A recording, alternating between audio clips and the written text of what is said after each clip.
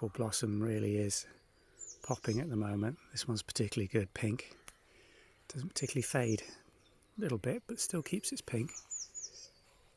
And gives an absolute blast of colour on this quite mature apple tree. Underneath, the daffs are now almost over. A few primrose just coming to the end of their flowering season. And then on the bank, again, most of the spring bulbs are over, but we have got the pop of these rhododendrons, which we've struggled to get established into this bank, to be fair. It's extremely dry later in the season. The bank was formed when the ditch behind this hedge was dug out, and it's raised above the water table, so getting anything established in here, particularly with the vigorous weed that is in here. You'll see that large round leaf weed which goes down the roots about 2 feet. Digging it out is almost impossible. There's no specific weed killers that seem to get rid of it particularly effectively, so it's a matter of hand pulling and just knocking it back. But we've got them going now, so we're getting this splash of colour. Pink ones about a week earlier than the red variety we planted along here, and they're interspersed along the bank. They're just about over. And we've got the last of the late narcissi. Don't know what this variety is called. It's almost like a paper white, but with a really delicate centre. Look at that close up. Absolutely gorgeous. That's coming to focus, I hope.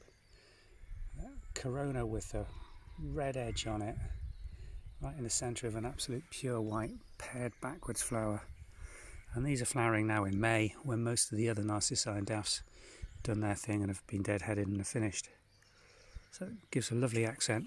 Got a lovely block of them planted here under this quince tree, which again is a very subtle flower. Almost over now. See if I can find a bud that there gives you some idea.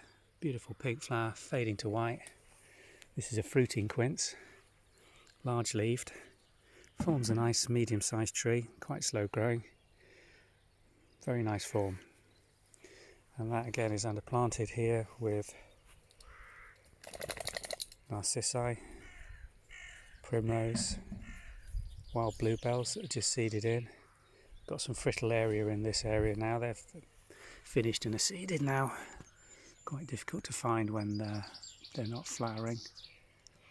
And then that's all planted under this huge, great wilderness bank of rambling rector, which is just budding up now. It's about 14 foot tall, 14 foot wide.